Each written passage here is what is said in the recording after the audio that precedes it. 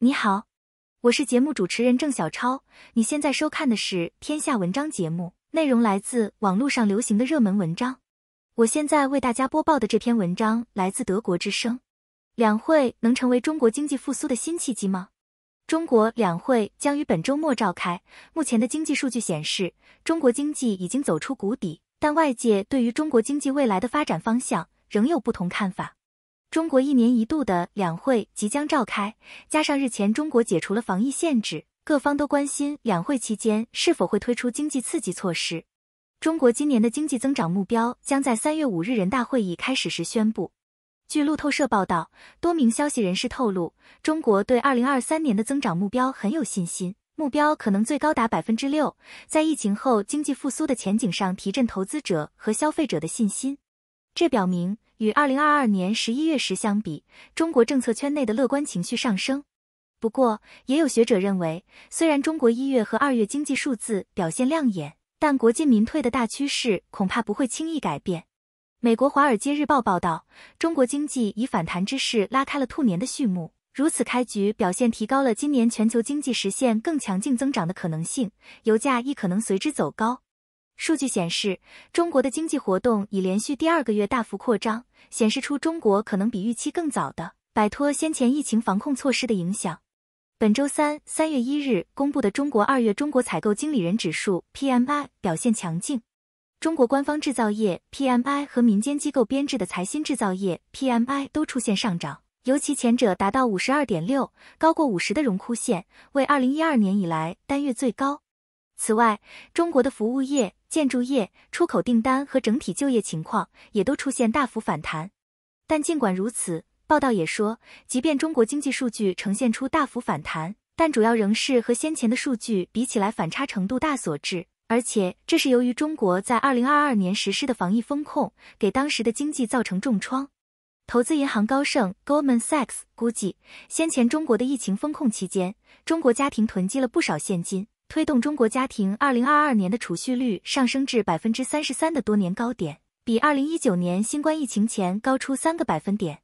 此外，中国的大型工业企业和出口商也把钱存了起来。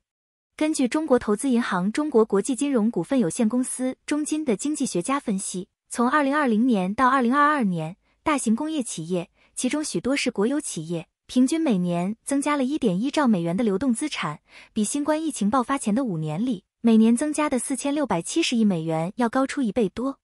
学者，国进民退仍是大趋势，但在1月和2月亮眼的经济数字背后，中国经济的长期发展方向仍带有隐忧。有学者就认为，虽然中国解除防疫后经济表现比其他国家亮眼，但若跟过去比较起来，现在的复苏程度仍然不够。中国华东师范大学企管系副教授陈宏信向德国之声表示，中国1月和2月的经济数据较好，主要是跟其他国家相较之下，确实是表现不错，因为其他国家去年底就已经预期，未来大概会陷入2年左右的经济衰退，可是中国并没有这样的问题。他解读，最近中国官方最近一直在喊保经济，可目前没有听说两会前后有什么特别的经济焦点，因此他担心国进民退看不到转向的信号，而以现在的情况，虽然今年初以来经济已经复苏，但如果政策方向没有特殊的改变，对民营经济领域的发展来说，长期而言前景还是不好。他举例，目前在中国房地产业的部分都还是国有企业在拿地，而中国的医疗和教育产业也都是国有的集团在持续的扩张。而现在电子、医疗、教育等产业，民营的看起来都很惨。他解释，中国的民营企业多半是靠金融机构融资，很多公司维持得很辛苦，但如果一直国进民退，那谁要融资给你？瑞银经济成长目标预计为 5%。不过，金融界目前对于中国的经济成长和复苏仍偏向乐观看待。台湾中国时报报道，瑞银 UBS 亚洲经济研究主管暨首席中国经济学家汪涛表示，预计中国政府重申稳增长至关重要，政策定调积极宽松。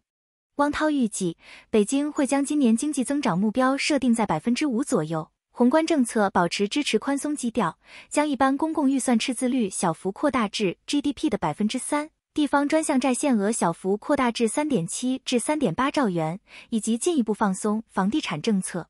汪涛还说，中国当局预料将会恢复和扩大消费，将此政策摆在优先位置，尤其是住房改善、新能源汽车、养老服务、教育、医疗、文化、体育等服务。预计政策会继续支持就业、家庭收入和消费信贷，破除阻碍消费复苏的因素，如放宽大城市的购车牌照限制等。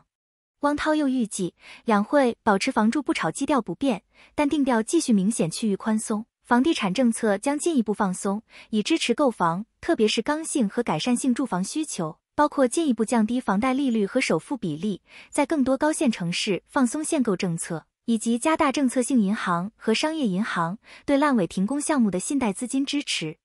他预计，中国的房地产销售会在未来几个月在低位保持稳定，第二季后将反弹，不过全年房地产销售可能仍较去年下跌3%至8%。他还提到，北京可能继续呼吁快速发展数码经济，为平台企业提供政策支持。另一方面，两会应会强调安全性考量在产业政策中的重要性，科技创新政策应着眼关键核心技术和被卡脖子的零组件薄弱环节，实现自主可控和安全可靠。新能源、人工智能、生物制造、绿色低碳、量子计算等前沿技术研发和应用推广，也将获更多政策支持。香港经济日报报道，中国建设银行国际建银国际发表报告指出，中国感染高峰期已过，经济活动和居民生活回归正轨，资料显示居民出行和服务消费复苏。建银国际预计2023年第一季度经济增长将较上一季度出现较大反弹，全年经济增速增至 5.1%。不过，就业和居民收入修复尚需时日，对总体消费反弹的力度有所抑制。此外，去年底的中共中央经济工作会议已明确2023年的经济工作将突出稳增长，而对于即将召开的两会，该行提醒外界可以特别关注的领域，包含财政政策和其他促消费、扩内需、稳外贸的宏观政策，以及关于支持平台和民营经济发展的行业政策。以上是今天天下文章节目。天下文章来自网络流行文章，我们尽可能注明来源，如有遗漏，请在节目区留言告知。谢谢大家收看。如有任何人不同意播报你的作品，亦请告知。我是郑小超，谢谢观看。